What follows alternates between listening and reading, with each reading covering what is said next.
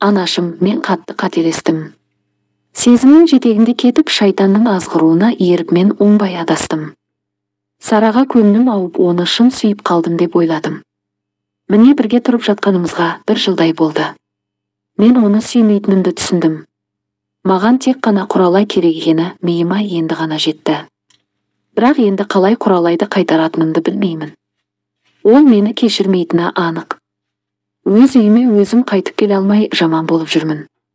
Құралай мені кешірмейтін шығар деп Арман анасына жыламсырады. Дұрыс айтасың, кешірмейді. Мен болсам да кешірмес едім. Сен сүйдім, күйдім деп кетесің, болдым деп келесің, ал ол болса сені шығарып салып, күтіп алып отыру керек пе? Ол қыз сен үшін қаншама көз жасын көл қылды. Өз-өзіне әрең келді. Тіпті өмір сүргісі келмей кеткен кездері де болды. Енді тәуір болып, өз алдына мақсат қойып, өмірге деген құлшынысы артып келе жатқанда, сен шықтың ба тағы да деп анасы ұрсып тастады. Анашым, көмектеші маған, өтінемін. Ол мені әлі де сүйеді, көзінен көріп жүрмін ғой. Жоқ, бұл жағдайда мен саған көмектесе алмаймын. Өзің былықтырдың, енді барлығын өзің шеш. Бірақ енді Құралайды ренжітуші болма. Тағы бір рет сенің кесіріңнен жылағанын көрсем, мына үйге кіре алмай қаласың деп анасы қатаң ескертті. Күндер өтіп жатты. Құралай өзінің күйеуінің қайта қосылғысы келіп жүргенін байқаса да, елемегендей болып жүре берді. Жүрегі қанша жерден кешіріп, Арманға бұрып тұрғанымен миы кешіргісі келмеді.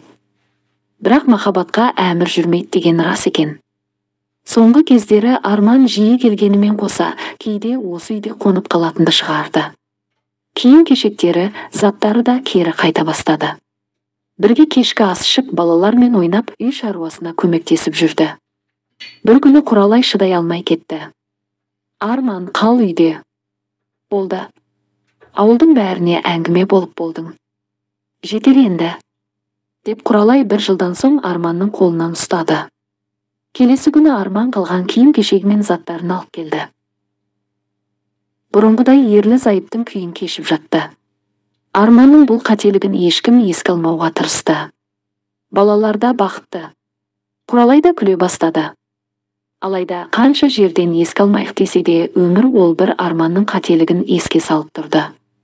Бір күні жаздың кешінде Құралай жұмыстан қайтып келе жатса, үйлерінің ауласының сыртында таныс адамды көрді. Бұл Сара болатын. Арман үйде жоқ болатын. Егістіктің қызып жатқан кезінде Арман жұмыстан өте жай келетін. Құралай жайлап оған қарсы келе жатты. Жақындағанда ғана байқады.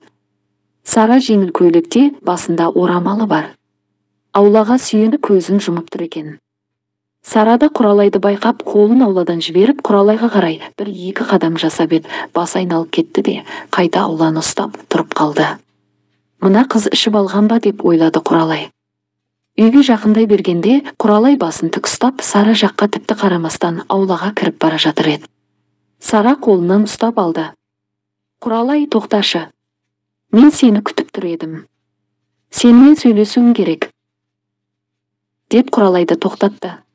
Сен сияқтылармен мен сөйлеспеймін деп Құралай ауласына кіргелі жатыр еді. Бір кезде Сара тізерлеп тұра қалды. Құралайдың етегіне жармасып, төменнен жоғарыға қарап, Құралай, өтінемін, оны маған берші. Сен оны әлі де кешіре алмай жүрсің, мен оны сеземін деп жылап жіберді. Мен саған беретіндей, сенен мен ештеңе де алған жоқпын. Сен сұр жылан кейпіндегі арамза, айранда үйіп отырған отбасының шырқын бұзып, Арманды алып кеттің. Енді ол өз еркімен қайтып келді, ешкім оны жалынып шақырған жоқ. Өзінің ақырғы таңдауын жасады. Берші оны маған, оны жіберші деп Сара Құралайдың етегіне жармасып, жылап қоймайды. Сара, жібер. Тұршы, кәне. Ел жұртты өзіңе қараттың ғой. Ұятын-ай. Деп Құралай Сараны жерден көтеріп, аула сыртындағы орындыққа отырғызды. Сенің тіпті ұятың жоқ екен. Біреудің күйеуінің артынан сонша жүгіргенің не? Ұят емес пе? Деп Құралай Сараға көз жүгіртіп еді, Сара соңғы кездері қатты азып кеткен екен. Арықтап қу сүйегі қалғанын енді байқады. Қайдағы ұят? Біздің баламыз болады. Не? Қайдағы бала? Сен не айтып отырсың? Иә, менің аяғым ауыр. Сенімдісің бе? Иә, сенімдімін. 3 айлық екен. Тіпті аудан орталығына барып тексертіп келдім. Мұны естіген Құралай тіл қатпастан Сараның қасына отыра қалды. Мұндай жаңалықты естуге дайын емес еді. Арман біле ме? Жоқ, білмейді. Ол екі үйдің ортасында жүргенде мен аяғым ауыр екенін сезіп қалдым.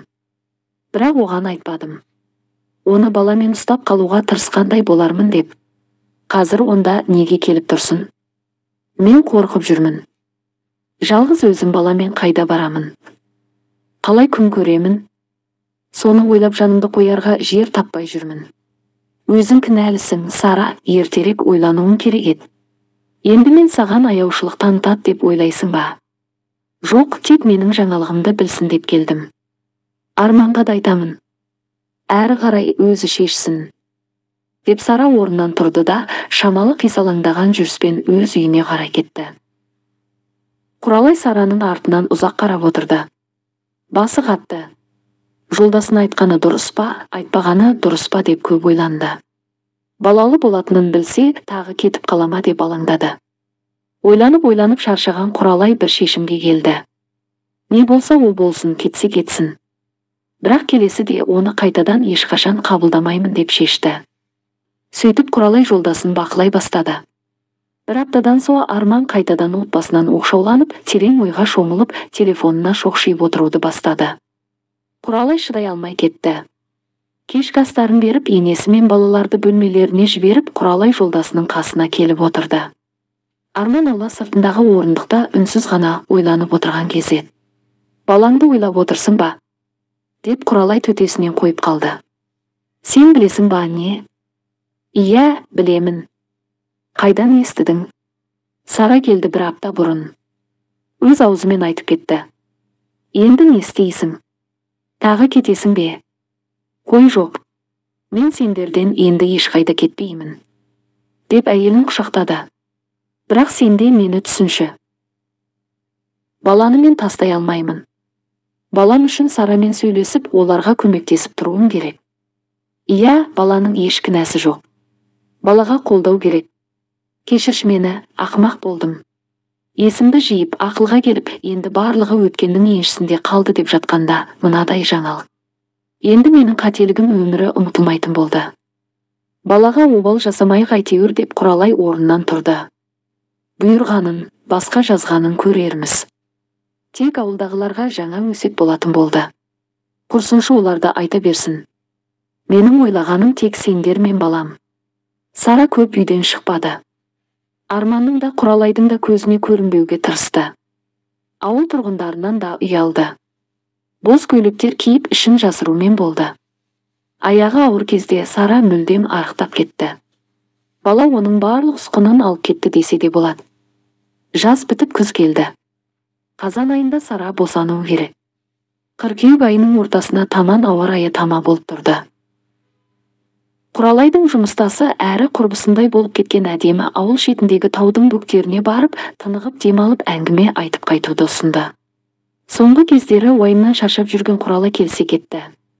Содан екені сенбі күні әдемінің көлігімен таудың бөктеріне қарай жақындап бір жерге аялдады.